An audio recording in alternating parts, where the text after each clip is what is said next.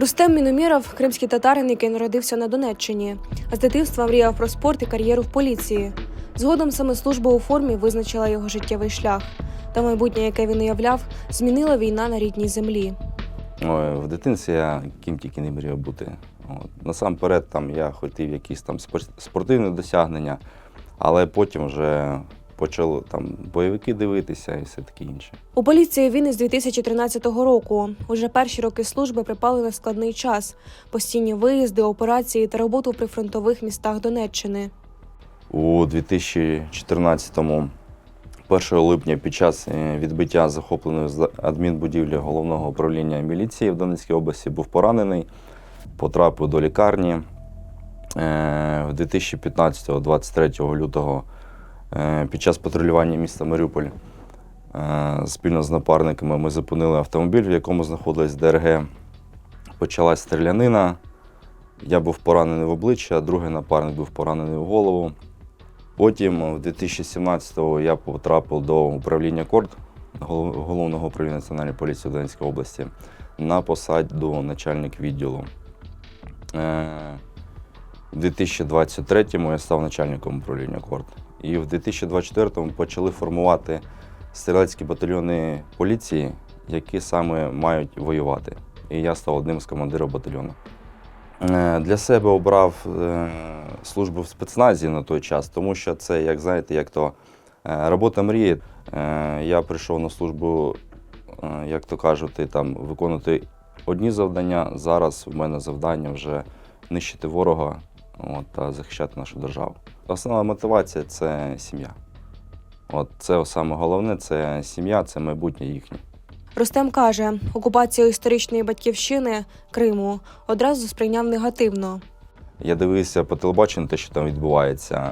Телефонували родичі, знайомі, близькі. І були там проукраїнські мітинги, але ніхто нічого не робив. Були якісь так звані зелені чоловічки зі зброєю на техніці. Я бачив, що,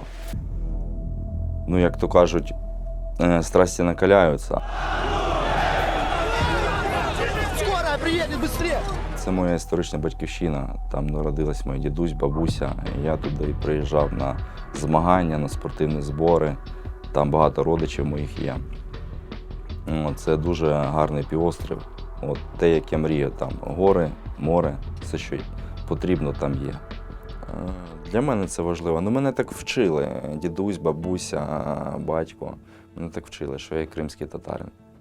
Все. Це робити, читати Коран, це вчити нашу історію і нашу повну історію. Тому я досі її вчу. Потім вже на початку 2014 рік, я цікавився історією України, я ідентифікував себе як українця. А іменно щоб так, що це 22-й рік. Тому що я стосунки з тими, хто залишився на окупованій території, зовсім не підтримую. Тому що я бачу, що відбувається у місті Маріуполь. Це велика кількість тіл, дітей, бабусь, чоловіків, яких вже на той час не було можливості навіть поховати. Вони просто лежали на вулиці.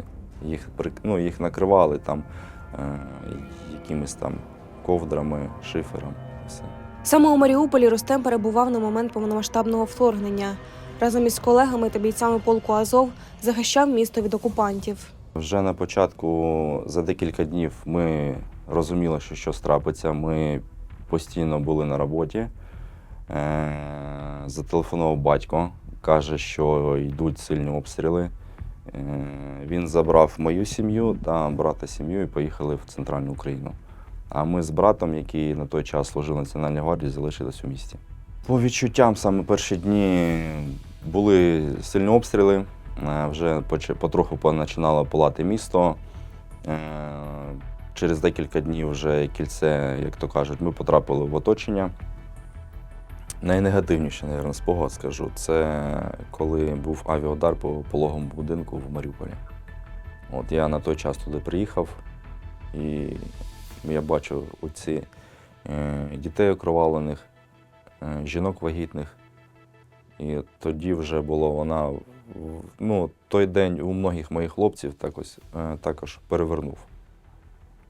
І спільно з хлопцями з 12-ї бригади Азову ми займалися зачисткою міста лівого берега.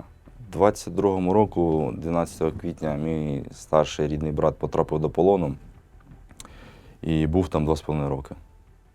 Потім вдалося його обміняти. Ви когось бачите? Брат.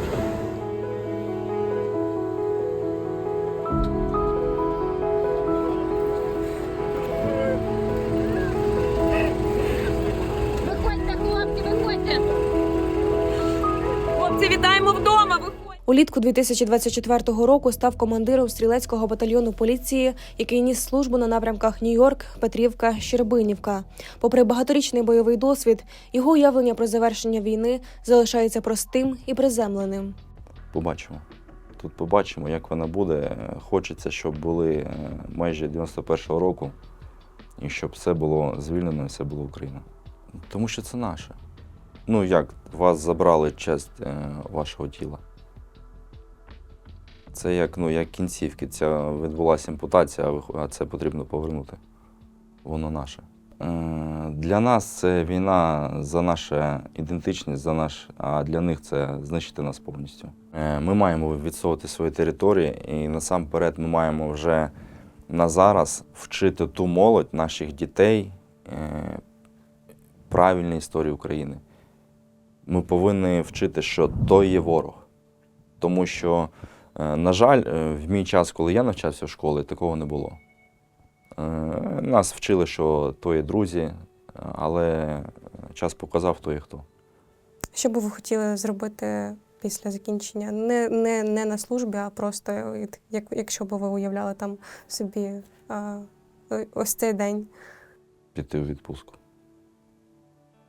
Просто піти в відпустку, десь з родиною, десь ці 2 тижні провести. Наприкінці нашої розмови Рустем говорить про відповідальність нинішнього покоління за те, щоб наступні могли жити у вільній країні. Також наголошує, що українцям важливо об'єднуватися і продовжувати боротьбу за свободу. Знову об'єднатися, як у 22-му році. І щоб вони розуміли, що якщо зараз ми не переможемо, то ця війна буде нашого покоління, наших дітей, онуків. Якщо ми не здолаємо ворога, то вони будуть тут рабами. Їх будуть нищити і вбивати. І не буде вже такої країни, як Україна.